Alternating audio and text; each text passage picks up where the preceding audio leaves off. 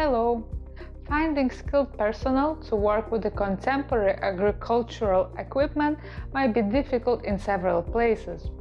Case I attempted to deal with the issue by developing the autonomous tractor idea. The Magnum AH, a serial tractor with a missing cab, served as the foundation for the project. There have been a slew of electronic upgrades.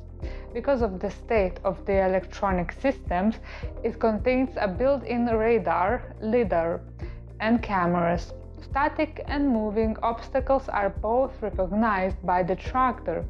It also chooses the optimum path, taking soil type into account as well as the presence of other equipment.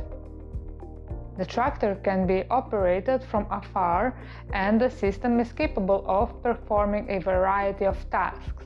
Various attachments are compatible with the tractor, which is in theory. You'll be able to save a lot of money with this. Thank you so much for watching. Subscribe for future videos.